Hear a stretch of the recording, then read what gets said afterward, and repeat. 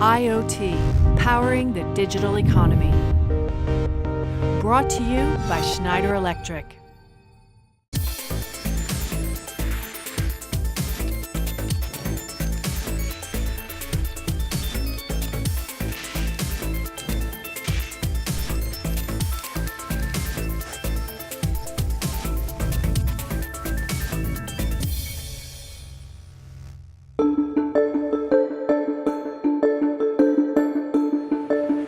The retail sector is going through incredible transformation.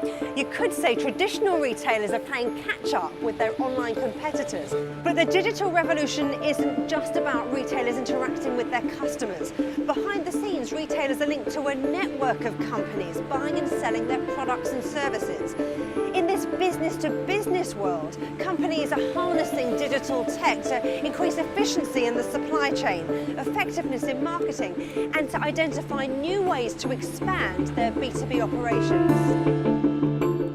In this programme, we'll be looking at two companies which identified early on the huge opportunities offered by digital tech and which jumped into the retail arena, disrupting traditional business models. And as retailers gather and exchange more and more data, we'll be heading to Brussels to find out how the regulations governing data protection are changing and tightening up. And finally, we look into the future and find out what's next for retailers as digital technology and the Internet of Things accelerate change in the business-to-business world. Rakuten's a Japanese word meaning optimism. It's the name of a company launched 20 years ago, which is now a global operation with an ecosystem of businesses and services. I'm visiting the London office of Rakuten Marketing to meet Arjen van der Wel, the president of Rakuten Europe. Before joining Rakuten, he worked for a number of international companies, including Amazon. First of all, tell me a little bit about the business. What is Rakuten?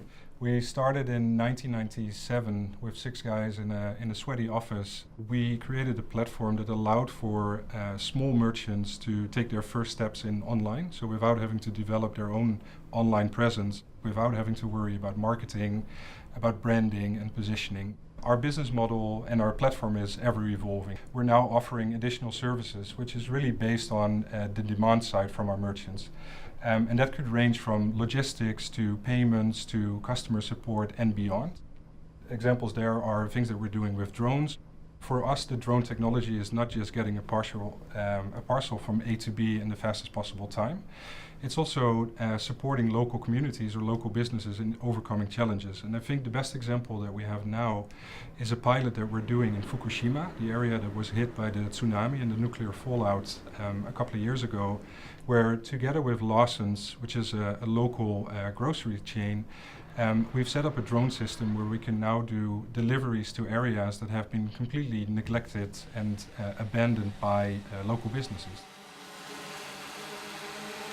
What about how you're helping retailers offer more to their customers, how you're working with businesses to make their end product better? I think what we're trying to do is where we make better use of data. So just sitting on top of a whole wealth of data in itself actually brings more complexities, and how we want to better empower our merchants, but also our advertisers and other partners that we work with, is sharing relevant insights. And this could be to better target relevant audiences. It could be to loyalize the customers that you already have, but it could also be connected to the product lineup that you have. So what products are selling when, that will help them to streamline their organization as well. So we really try and cater to the needs of our merchants that go far beyond the pure marketplace model that we started with.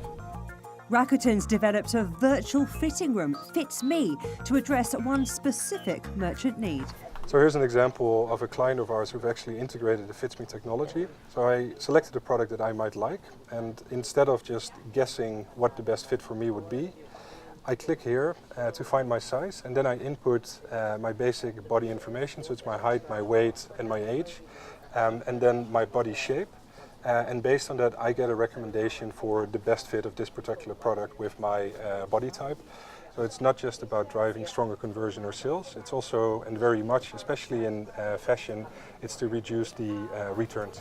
Innovation comes at a cost. Innovation is a key priority for us, and obviously that comes with investments, but we're happy to make those because we see that we can create new and meaningful businesses from there.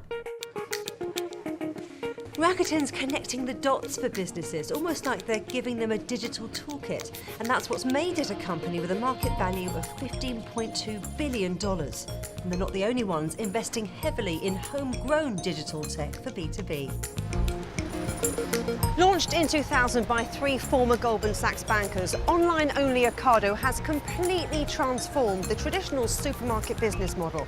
And they've done that by developing their own in-house innovative digital technology to support their B2B operations. Ocado customers order online or via an app and are offered hourly delivery slots. At the centre of this operation are the automated warehouses where products arrive from suppliers, are stored and are then picked to go out in deliveries. Paul Clark has been Ocado's Chief Technology Officer since 2011. He told me how Ocado's offering to business partners has changed. Back in 2013, we signed a strategic deal with Morrisons to put their grocery business online using our existing platform. And we put them live in January 2014. And then the next day, I gathered the whole of my division, Ocado Technology, together in a hotel room, and I said, well, it's a fantastic achievement. We got them live ahead of time, but now you know what? We're off to climb another mountain. We're going to rewrite this whole platform from scratch. Is the plan then to roll out Ocado Technology, your platform, elsewhere? Absolutely, and we've been on that journey of building this completely new platform. We call it the Ocado Smart Platform for a number of years now, and it's a platform of two halves. It's both all of that end-to-end e-commerce fulfillment and logistics software running in the cloud, so we can make it available around the world without building data centers. But it's also a new form of modular and scalable technology for building our automated warehouses in a completely different way. A great example of that is what's happening with our new swarm robotics technology that we've put into our latest warehouse in Andover. And there we have thousands of robots flying around, and there's no way that human engineers could monitor those in real time, let alone make sense of all the data that's being streamed back by those robots. So all of it is being sent to the cloud, and there we're building smart machine learning based analytics to analyze that data. That's a challenge in one warehouse, but we're going to pepper the planet with these automated warehouses with this new technology, both for ourselves and our B2B customers. So how is it going to flow down to your B2B customers? How do you see your future relationship with them? Is it going to be them all taking on board the Ocado Smart Platform for themselves? No, the way in which we provide the Ocado Smart Platform is as a managed service. So it's the way to think about it is as software as a service, which people are very used to, but with hardware thrown into the mix as well. So we're not going to just hand this technology over to these customers and kind of wish them luck. We're actually going to run it for them. We're going to build it into the warehouse they give them, and then we're going to operate it for them, and we're going to guarantee its throughput. And that means that it's a much less risky option than if you were just buying technology and integrating it yourselves. What do you think other grocers and other retailers in general can learn from Ocado? We never kind of rest on our laurels when it comes to innovation. We're not sentimental about innovation. You know, if we think of a better way of solving a problem, we will develop it and put it live, even if it means ripping out something we only just recently deployed. And you have to place bets across many different time horizons. So a huge amount of our innovation is just business as usual for us. It's what our engineering teams do day to day. And then we have business-sponsored research programs that are off solving the challenges of tomorrow. And then we have a kind of a 10x or advanced research department, and they're off solving much longer-term challenges that perhaps the business might not have on its radar, but I definitely have on mine. The B2B operations of major retailers generates a massive amount of data around products and supplier information and electronic payments. Someone has to make sure that all that sensitive information is protected. After the break, I'll be finding out how the rules are changing and what it takes for businesses to comply with them. In the business-to-business world, relationships between companies are increasingly conducted in the digital sphere, and that raises big questions about the security of all the data that they gather. Toshihiko Otsuka is Rakuten's European CEO. So we really think data management is a really critical part of our business, and in that perspective, I think one of the most important regulator for us is data protection agencies. Over in Brussels, the European Data Protection Supervisor is responsible for drawing up regulations to govern the way companies use personal data. The European Data Protection Supervisor plays a role even in the B2B sector. Why? Because all business companies need to comply with the personal data regime when they process personal information concerning employees, CEOs, retailers, and so forth and so on. The last Data Protection Directive was issued way back in 1995 when the internet was in its infancy. However, there's a shake-up coming. In May 2018, the General Data Protection Regulation, the GDPR, comes into force, which will place new and tougher compliance obligations on companies.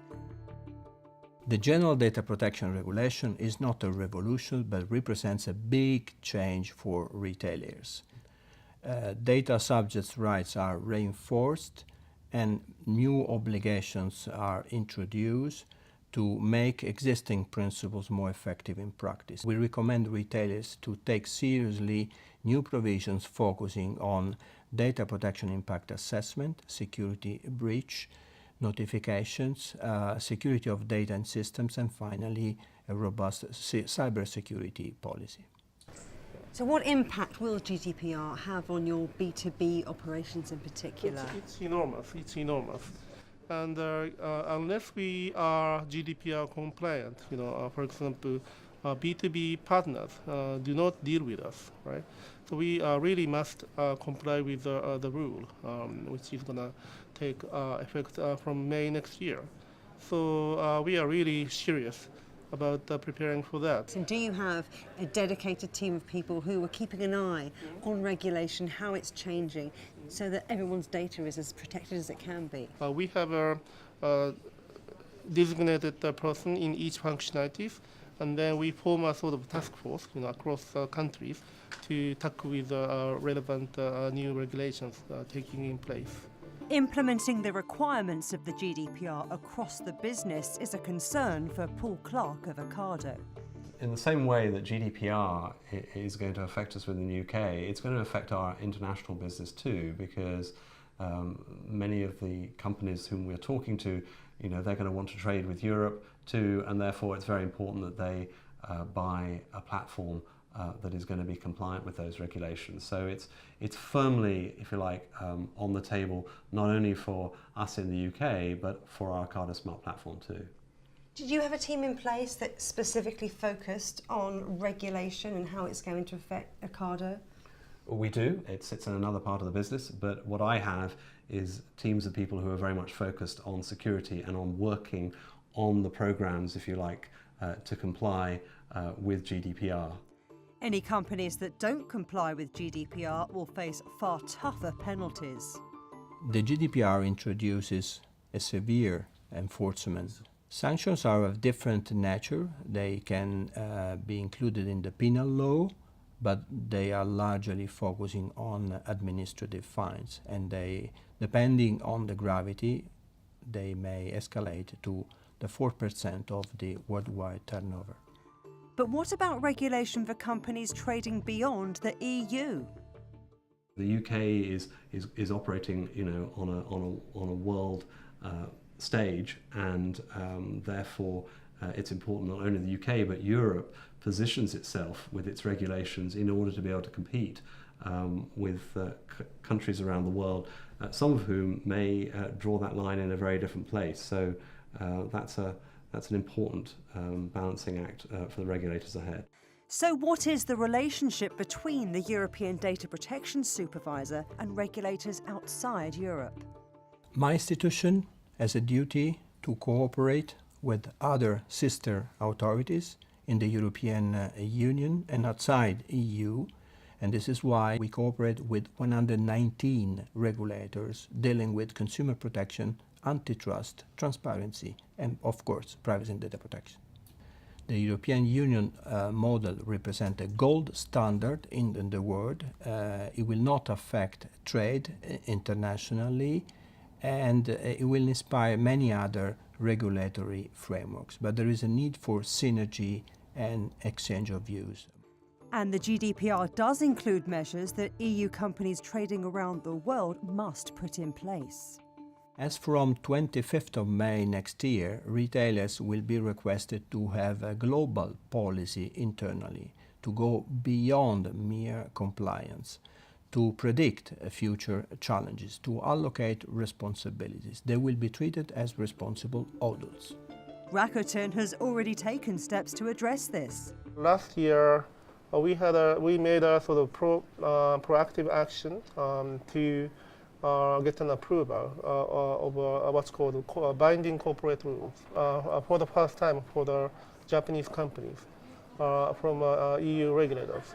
What it means is that we apply the same data protection rules to every single company across the globe with the same sort of strength, right? So that even the data we get in Europe, we obtained in Europe, can be transferred to the other part of the world without any constraints, and then we are liable for the protection of those data. So that's a pretty new concept, and that's serving as a foundation of GDPR. Companies will need to sharpen up their act by spring 2018 as far as data protection is concerned, and they'll need to make sure that all future systems are compliant. In part 3, we'll be looking at the future of B2B in retail, the digital technology that's emerging and the social changes it'll bring. Digital innovation is already streamlining the way companies are communicating and trading with each other. Looking into the future, how will digital technology transform these processes even more? Forbes has ranked Rakuten 26th in its list of the most innovative companies in the world. So let's look into the future. What digital innovation are you looking to develop for your B2B operations? First of all, I think that the future for e-commerce or digital is bright. So there's a lot of opportunities out there, and there's a lot of ground to cover. In order to be ready for the future, we don't want to wait. So as Rakuten, we founded what we call RIT, the Rakuten Institute of Technology, which is based all across the globe in 5 different locations. And the core mission for this team is to create the products of the future. So to make sure that our services are ready and future-proof and meet future demands. This is very much skewed towards the merchants and the sellers and the B2B side as well, to make sure that our services do not only allow and empower our merchants to be ready for the future, but that we also create products that are directly connected with their demands. In the 17 years since Ocado was established, its in-house team, headed by Paul Clark, has been developing digital solutions to take the Ocado Smart platform into the future. We've invested a huge amount in building our end-to-end platform, and I have over 1,000 engineers working in Ocado technology, and we have several hundred working on the engineering side. And that's a mammoth investment to make in building this technology.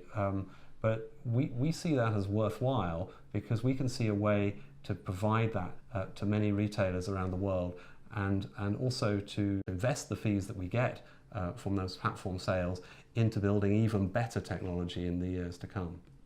So the new swarm-based robotics technology that we've put into our latest warehouse in Andover that went live at the end of last year, and we'll be using to build our future warehouses, and indeed the Ocado Smart Platform warehouses, is tremendously exciting, because this lets us do things we could never do before with our first generation warehouses. Way to imagine it is it's like a huge chessboard, and on these chessboards robots are whizzing around collecting customers' groceries, and under every chess square there are stacks of bins containing groceries. And the robots not only can move those bins from one part of the hive or stack or grid to another, they can also bring them to special machines that live around the outside of the chessboard, either for picking groceries into a customer order or from getting supplies in from our suppliers. This technology lets us do things we couldn't do in the past. So, for example, it lets us pick what for Ocado might be a 50-item customer order in just a few minutes. It allows us to operate with much greater flexibility in terms of the changing velocities of the goods we sell, which is how many we sell, if you like, per hour, because those can change according to the weather and according to promotions and seasonality and so forth. So, but it also allows us to achieve a density of storage in these warehouses where we're filling almost all of the available air, if you like, with product. But also, there's only one kind of machine involved in this, which means that these robots that are whizzing around, and that means you've only got one kind of machine to evolve, to manufacture, to maintain and support, and that leads to significant economies of scale for us, and of course ultimately that will flow down to our B2B customers too. You might think, Japanese company, robotics is the future. Well, Japan is obviously known for robotics, and there is a component of robotics that we actually apply in our business, which is in logistics. But we're not a robotics company, so we might have investments, but this is not at the core of who we are.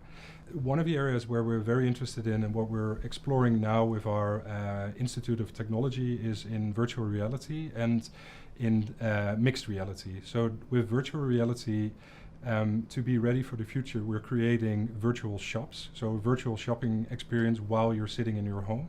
It doesn't necessarily need to be that you're in an actual store as you know it, but just creating a new interface for end users to engage with your products. So for example, if you have a shop that sells music content, CDs or digital music, then we can allow for users to directly engage with your products and not just hear the music, but also be fully immersed in image, in sound, and everything beyond. The second part with mixed reality is where we could offer solutions for your actual in-shop experience. So imagine if you're in a grocery store and you pick a product from the shelf, that we can give you complementary information. And it could also be connected that you don't necessarily want to buy it now, you actually want to order it. So you can order it straight away, or you want to do a price comparison, or you want to have recipes or anything beyond. Then through mixed reality, we can merge both worlds and give you a real-time great experience.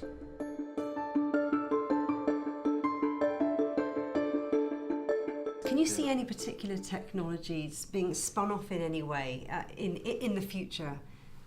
So in order to build our new swarm robotics technology for our warehouses, we had to create a completely new kind of communications technology because we need to be able to talk to these thousands of robots 10 times a second in a dense configuration, and you simply couldn't do that with technology such as Wi-Fi. We've now created what is the densest mobile network in the world to control these swarms, and we think that's got some exciting spin-off applications in the world of I.O.T. and robotics, and I'm sure we'll get to some of those spin-off applications in due course. So will my shopping be delivered by drone?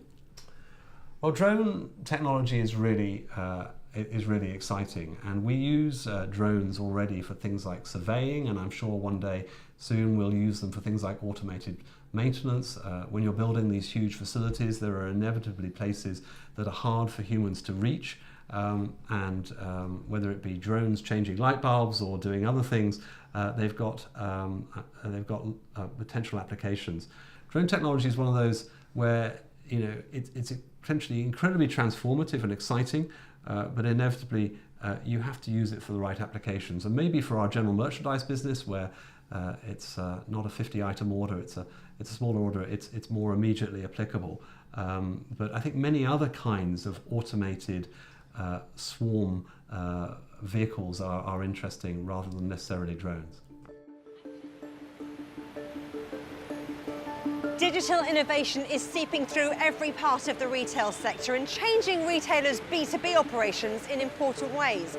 Crucially, it's about ecosystems of companies, partnerships and people, and developing and nurturing in-house digital expertise to develop new products, new platforms, new services for business customers.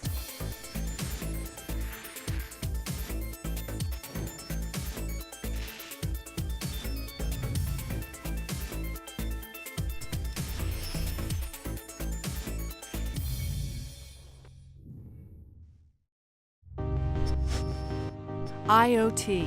Powering the Digital Economy. Brought to you by Schneider Electric.